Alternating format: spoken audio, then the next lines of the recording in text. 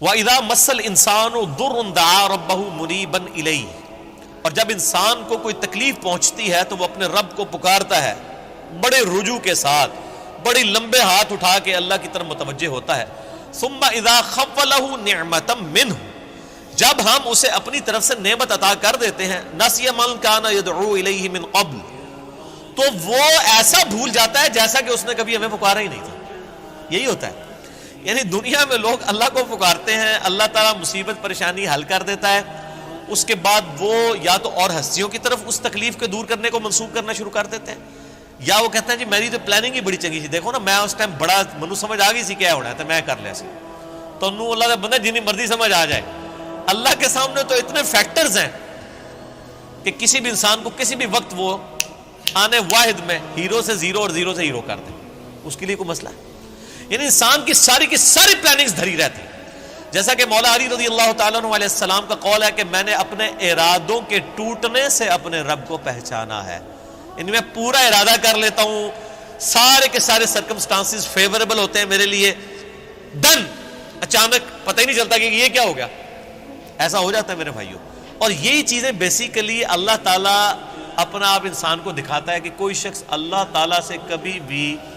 آزاد نہیں ہو سکتا۔ حتیٰ کہ آپ دیکھ لیں سورۃ الکہف میں آیا کہ اے نبی علیہ السلام کبھی ایسا نہ ہو کہ آپ یہ ایک بات کہیں کہ میں کل یہ کام کروں گا اور آپ انشاءاللہ نہ کہیں، ایسا کبھی نہیں ہونا چاہیے، انشاءاللہ کے ساتھ کہنا ہے۔ اگر وقت کے پیغمبر کو یہ بات کی جا رہی ہے ہمارے محبوب صلی اللہ علیہ وآلہ وسلم کو کہ آپ نے کبھی مستقبل کے بارے میں انشاءاللہ کے بغیر بات نہیں کرنی، کبھی نہیں کرنا ہے میں کام کروں گا، مگر یہ کہ انشاءاللہ ماشاء اللہ کے ساتھ، کیونکہ انسان تو صرف ان فیکٹرز کو دیکھ رہا ہوتا ہے نا جو آپ کے سامنے۔ ہم نے کئی بار چیزیں دیکھی ہیں، ہر فیکٹر کاؤنٹر کرتے ہیں، میرے جیسا تو وہمی بندہ کوئی شاید چھوڑتا ہی نہیں ہے، پھر بھی کچھ کوئی نہ کوئی پاک نکل آتی ہے بچوں، کیوں نکل آتی ہے؟ انسان کبھی آزاد نہیں ہوتا اللہ سے، اس کی تقدیر سے کبھی آزاد نہیں ہوتا۔ اسی لیے الحمدللہ عرصہ دراز سے ہم اپنی پوری ایفرٹ کر کے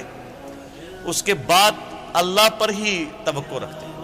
اور میں یعنی جتنا اپنے دنیاوی معاملات میں یا دین کے کام میں ریسورسز کو مینیج کرنے میں وہمی ہوں نا، اس سے زیادہ میں الحمدللہ عرصہ دراز سے اللہ کے بارے میں وہمی ہوں کہ جب کچھ میں سب کچھ کر لیتا ہوں نا، اور مجھے سب سے زیادہ جس چیز کی ٹینشن ہوتی ہے نا وہ اللہ کی ہوتی ہے کہ اللہ تعالیٰ کو رکاوٹ نہ ڈال دے،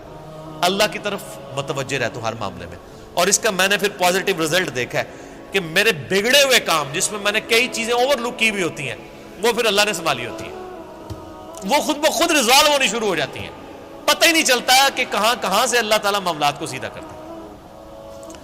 وَمَن يَتَّقِ اللَّهَ يَجْعَل لَّهُ مَخْرَجًا وَيَرْزُقْهُ مِنْ حَيْثُ لَا يَحْتَسِبُ، یہ قرآن کی آیت ہے سورہ طلاق کی، جو کوئی اللہ پر تقوی اختیار کرے گا ہم اس کو وہاں سے رزق دیں گے کہ اسے گمان بھی نہیں ہوگا۔ ان اللہ بالغ امری، اللہ تعالیٰ اپنے کاموں کو پورا کر کے رہتا ہے، اللہ نے جو ارادہ کر لیا نا جس کام کو بلوغت تک لے کے جانے کا وہ اس نے کر دیتا ہے، لیکن قد جعل اللہ لکل شیء قدرا، لیکن ہر چیز کے لیے اللہ نے ایک اندازہ مقرر کر رکھا ہے، یعنی جب وہ وقت آئے گا نا تبھی وہ معاملات ہوں گے، اس سے پہلے نہیں ہو سکتے، آپ جتنا مرضی ٹل لگا لیں، جس چیز کا جو وقت ہے وہ اسی وقت پہ ہونا۔ تو اللہ تعالیٰ فرماتا ہے کہ یہ جب ہم ان کو عطا کر دیتے ہیں پھر یہ فوراً اللہ کو بھول جاتے ہیں۔ وہ میں اگلے دن وہ قاسم علی شاہ صاحب کی ایک ویڈیو دیکھ رہا تھا، انہوں نے بڑی اچھی بات کی واصف علی واصف صاحب کے حوالے سے، وہ کہہ رہے تھے کہ وہ بتا رہے تھے کہ اللہ کی طرف آپ کی توجہ اور توکل کا لیول کیا ہونا چاہیے۔ ایک تو وہ توکل ہے جو ہمیں واعظین کی تقریروں میں نظر آتا ہے، ان کی کتابوں میں نظر آتا ہے، پریکٹیکلی وہ 1% اللہ پہ توکل نہیں کرنے والے ہوتے ہیں۔ اگر اللہ پہ توکل ہو تو وہ اپنے چاہنے والوں اور مریدین سے چندے اکٹھے نہ کر رہے ہوں اور ایک ایک چیز کی ٹینشن کر رہے ہوں، تو وہ ایسے معاملات نہیں ہوتے۔ وہ میرے ایک دوست ہیں، یہ واقعہ آپ نے یاد رکھ رہے ہیں، میں دوبارہ آپ کو قاسم علی شاہ صاحب والا بعد میں سناتا ہوں، مجھے ایک اور واقعہ یاد ہے۔ میرے ایک دوست ہیں تو وہ کہتے ہیں کہ میرے ساتھ ایک پیر صاحب کے بیٹے جو ہے نا وہ کالج میں پڑھتے تھے، تو وہاں پہ کافی وہ عرس وغیرہ لگتا تھا، بڑے دور دراز سے لوگ آتے تھے، تو کہتے ہیں کہ وہ جب جن دنوں میں عرس ہوتا تھا نا تو وہ پولیس کو بار بار فون کر رہے ہیں کہ جناب سیکیورٹی کا بڑا خیال رکھنا ہے لوگوں دی جی، یعنی یہ لوگ آدھے نے پچھلی بار بھی آیا ہو گیا سی ہے کی ہوا سی جیب کٹ گئی تھی. میں نے دیکھا کہ پیر خانے پہ یا کوئی عرس پہ لوگ جا رہے ہوں, لوگ ان کو وہاں پہ مار رہے ہوں کہ یہاں ادھر کیا کرنے آئے ہیں. وہ تو بیچارے بڑے کمزور لوگ ہیں جو عرسوں کے خلاف ہیں, نہ ان کے پاس یہ کیپیبلٹی کہ وہ مارنے والے تو دوسری پارٹی ہیں. تو کہتا میں نے اس کو کہا یار تم اتنی ٹینشن کو لیتے ہو, مطلب جو آ رہا ہے اس کو کہنا ہے جی اللہ تو بندے ہوئے جیبا کٹ جائیں گے سانو کہ دیں گے تھے آگے. یہ اس نے خود بول کے کہا, اس نے کہا ہمارے مریدین کی اگر جیبیں کٹ گئیں تو یہ ہمیں کیا دیں گے, تو ہمیں ان کی جیبوں کی زیادہ فکر ہوتی ہے. اور مریدین اس لیے سے جا رہے ہیں کہ پیر صاحب جو ہے نا وہی ہماری حفاظت کرنے والے ہیں, اور پیر صاحب آپ کی جیب کی حفاظت کے لیے خود پولیس کے محتاج ہیں, آپ اندازہ کر لیں. اور وہ قاسم علی شاہ صاحب کہنے لگے کہ وہ واصف علی واصف صاحب ایک مجلس میں فرما رہے تھے کہ اللہ کے بندوں میں اور دنیا داروں میں کیا فرق ہوتا ہے. وہ کہتے ہیں اللہ کے بندے جو ہوتے ہیں نا ان کو کوئی اگر پتھر بھی مار دیتا ہے نا آ کے, تو ان کو پتھر مارنے پر بھی غصہ نہیں آتا, وہ اوپر دیکھ کہتے ہیں یا اللہ خیر ہے, وہ غلطی ہوگی. کیوں, یہ حقیقت بات ہے کہ فاعل حقیقی اللہ ہے, یہ ذہن میں رکھیے گا. آپ کو جو مخلوق کی طرف سے تکلیف بھی پہنچتی ہے نا اس کا فاعل حقیقی بھی اللہ ہے, کیونکہ جو ہزاروں تکلیف کے درمیان ہرڈل بنا ہوا ہے اسی نے اجازت دی ہے نا کہ چلو ایک چونڈی انہوں وڈ لے جائے, کیونکہ ہزاروں تکلیفیں تو اس نے آلریڈی بلاک کی ہوئی ہیں, ہمیں تو پتہ ہی نہیں کہ کہاں کہاں سے. آپ نے اگر یہ چیز دیکھنی ہے تو آپ حیران ہوں گے کہ چھوٹے بچوں کا بڑا ہو جانا یہ معجزے سے کم نہیں ہے. بچے جس طرح اندھوں کی طرح بھاگتے ہیں, ایک کن پٹی پہ صرف ایک جو ہے کارنر لگنے کی مار ہے نا بچے کی ڈیتھ, بڑا بندہ مر جاتا ہے. کس طرح بستروں سے گرتے ہیں, جا کے کبھی کہیں گرتے ہیں, سیڑھیوں سے نیچے گر جاتے ہیں, کہیں جا کے لگتے ہیں, کبھی کچھ ٹوٹ جاتا ہے, کبھی ادھر آ کے بندہ کہتا ہے اوہ شکر ہے جی بس نیڑے ہی نیڑے بچا ہے, اللہ نے بنو اللہ نے بچایا ہوتا ہے, ہمیشہ ہی بچ جاتا ہے بندہ. کتنے بچوں کی آنکھیں نکل جاتی ہیں بچپن میں, ورنہ تو آدھے ادھر جو ہے وہ کاڑے بیٹھے ہوئے ہوں. یہ اللہ نے بڑے کیے ہوتے ہیں. یہ اللہ قرآن پاک میں آیات ہیں, اللہ فرماتا ہے کہ ہم نے فرشتے معمور کیے ہوئے انسانوں کی حفاظت کے اوپر. یہ ساری چیزیں اللہ لے کے چل رہا ہوتا ہے. لیکن اللہ فرماتا ہے جب ہم تکلیف دور کر دیتے ہیں پھر کہتے ہیں یہ تو کوئی کہہ دیتا ہے بزرگوں نے کیا ہے, کوئی کچھ کہہ دیتا ہے, کوئی کچھ کہہ دیتا ہے. وہ ایک مجھے لطیفہ یاد آ گیا, وہ ایک بندہ جو ہے وہ سمندری طوفان میں پھنس جاتا ہے, اور جب وہ ڈوبنے لگتا ہے تو کہتا ہے یا اللہ منو بچا لے, میں دیکھ دیا گا تیرے نا دی. ٹھیک ہے جی, تو وہ اللہ تعالیٰ بچا لیتا ہے. تو وہ پھر کنارے آ کے کہتا ہے جی وہ تو پھر ظاہر ہے اس نے مکر ہی جانا ہوتا ہے, جو اللہ تعالیٰ فرماتا ہے کہ جب ہم ان کی تکلیف دور کرتے ہیں پھر یہ بھول جاتے ہیں ہمیں. تو کنارے پہ پہنچ کے آتا ہے کیڑی دیکھ, کوئی دیکھ شیک نہیں ہو. تو وہ پھر ایک اور ہچکولا اس کو آتا ہے, تو پھر وہ سمندر میں کہتا ہے نہیں یا اللہ میں پوچھ رہا تھا مٹی کے لوڑی, ٹھیک ہے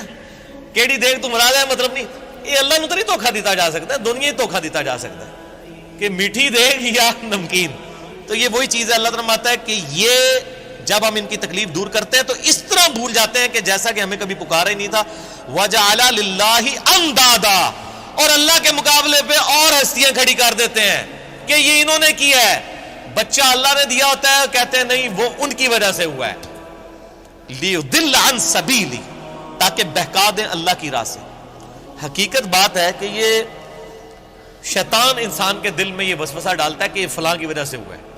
آپ ہندوؤں کے پاس چلے جائیں, وہ بھی یہی کلیم کرتے ہیں کہ جی ہم فلاں مندر میں گئے تھے تو ہمیں اولاد ہوگی, حالانکہ اللہ دے رہا ہوتا ہے.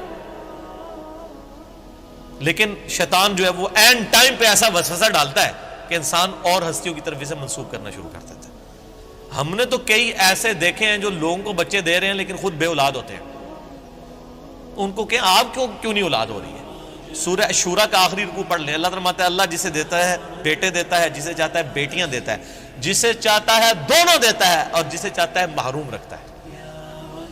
نبی علیہ السلام کی صرف ایک بیوی ہے جس سے اولاد ہے, سیدہ خدیجہ سے, یا ایک ماریہ قبطیہ سے سیدنا ابراہیم علیہ السلام پیدا ہوئے, وہ بھی فوت ہو گئے. باقی آپ کی ساری بیویاں بے اولاد ہیں. کیا نبی کی بیویوں کی خواہش نہیں تھی کہ ان کی اولاد ہو؟ اللہ کی مرضی. سیدہ عائشہ محبوب ترین بیوی ہیں, جوانی کی عمر میں بیوہ ہوئی ہیں, کوئی اولاد نہیں ہے. اللہ ان کو ایک بچے ہی دے دیتا کہ حضور کے بعد انہوں نے 47 سال تک زندہ رہنا تھا, کہ چلو ان کی ایک دل جوئی کا معاملہ ہو جاتا کہ 18 سال کی عمر میں بیوہ ہو گئی ہیں. ایک بچہ ہوتا تو ان کی زندگی بھی اس کے سارے گزر جاتی. نہیں, یہ اللہ کے فیصلے ہیں. قل تمتع بکفرک قلیلا,